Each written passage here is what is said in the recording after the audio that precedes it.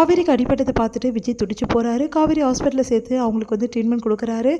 சரி சைன் எல்லாம் அப்புறம் பார்த்துக்கலாம், வக்கீல்லாம் அமுச்சு விட சொல்லுங்கள் அப்படின்னு சொல்லிட்டு ஃபோன் பண்ணி வந்து ஆஃபீஸுக்கு சொல்லிடுறாரு. காவேரி நிம்மதி அடைகிறாங்க.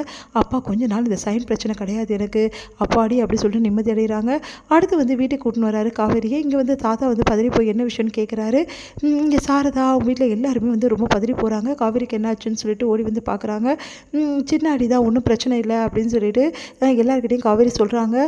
ஏன்டி இப்படிலாம் பண்ண, இந்த மாதிரி பண்ணி வச்சுருக்கியே அப்படின்னு சொல்லிட்டு பதறி போகிறாங்க சாரதா.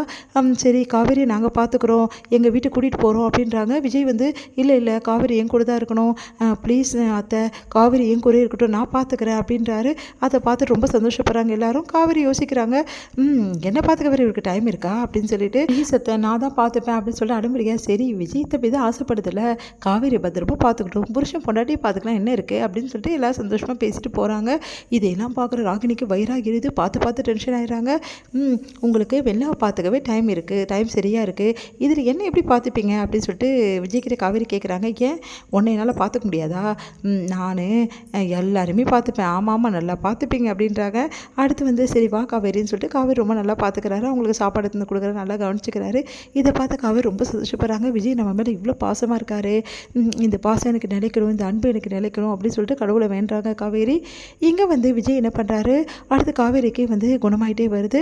அப்போ விஜய் என்ன பண்ணுறாரு, நல்லா வந்து சூப்பராக ட்ரெஸ் பண்ணிக்கிட்டு ஒரு சின்ன பையன் மாதிரி அழகாக வந்து வராரு. அதை பார்த்துட்டு வந்து ஒன்றும் புரியல எல்லாருக்குமே, ஏன் விஜயா இது அப்படி சொல்லிட்டு எல்லாம் பார்க்குறாங்க. உடனே தாத்தா ஓடி வந்து பார்க்குறாங்க. காவேரி வந்து ஒன்றுமே புரியாமல் ஓடி வந்து பார்க்குறாங்க. என்ன இவர் இப்படி திடீர்னு இப்படி மாறி இருக்காரு அப்படின்னு சொல்லிட்டு.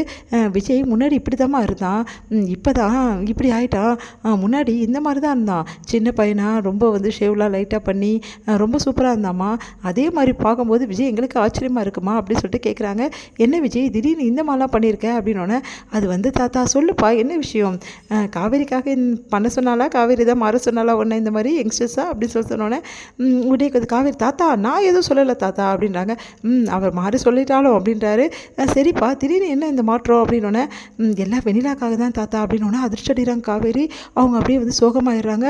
அதை பார்த்து தாத்தா வந்து என்னப்பா சொல்கிற அப்படின்னு சொல்லிட்டு கேட்குறாரு.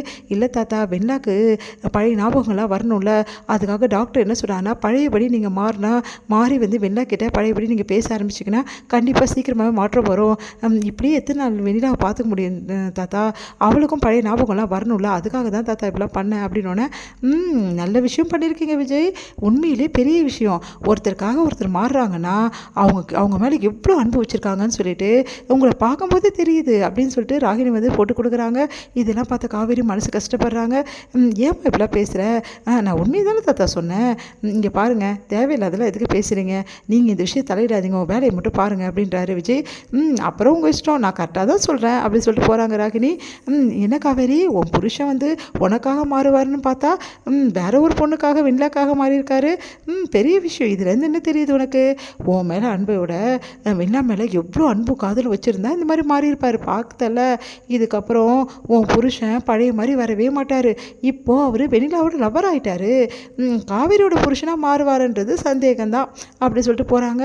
இதெல்லாம் கேட்ட காவேரிக்கு அழுகையாக வருது, அவங்களால தாங்கிக்கவே முடியல. அதுக்கப்புறம் வந்து ரூமுக்கு போயிட்டு அழறாங்க காவேரி. ஏன் இப்படி பண்ணுறாரு இவர் அப்படின்னு சொல்லிட்டு.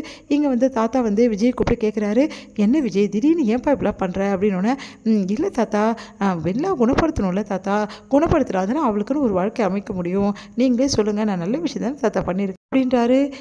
விஜய் நான் சொல்கிறது அப்படின்னோடனே, தாத்தா நீங்கள் எதுவும் சொல்லாதீங்க, முதல்ல நான் போயிட்டு இந்த தோட்டத்தில் போயிட்டு நான் வெண்ணிலாவை மீட் பண்ணுறேன், வெண்ணிலா என்ன மாதிரி எக்ஸ்பிரஷன் கொடுக்குறான்னு முதல்ல பார்க்கணும், அதுக்கப்புறம் தான் இதுக்கப்புறம் ட்ரீட்மெண்ட் எப்படி பண்ணலாம் அப்படின்னு சொல்லிட்டு யோசிக்கிறேன், முதல்ல நான் போகிறேன் தாத்தா அப்படின்னு சொல்லிட்டு போகிறாரு. வெண்ணிலா அப்படின்றாரு. வெண்ணிலா திரும்பி பார்க்குறாங்க, பார்த்தா விஜய் பழைய விஜய். அப்படியே பார்த்து கொஞ்ச நேரம் அப்படியே மறந்துடுறாங்க தன்னையே. அப்படியே பார்க்குறாங்க, ஓடி வராங்க, ஓடி வந்து கையை பிடிக்கிறாங்க, கையை பிடிச்சிட்டு விஜய் அப்படின்னு சொல்லிட்டு அப்படியே கண்ணிலேருந்து தண்ணியாக ஊற்றுது வெண்ணிலாக்கு. அப்படியே பார்க்குறாங்க, கையை பிடிக்கிறாங்க. பார்த்தீங்களா தாத்தா, பார்த்தீங்களா வெண்ணிலா பழைய வெண்ணிலாவா இப்படி மாறி இருக்கான்னு சொல்லிட்டு அப்படி சந்தோஷப்படுறாரு. இதை பார்த்து காவேரி வந்து பார்த்துட்டு செம்மையாக டென்ஷன் ஆயிடுறாங்க. என்ன இது அப்படின்னு சொல்லிட்டு அழுகையாக வருது காவேரிக்கு. என்ன பண்ணுறது, தாத்தா தவிக்கிறாரு. இதோட முடியுது.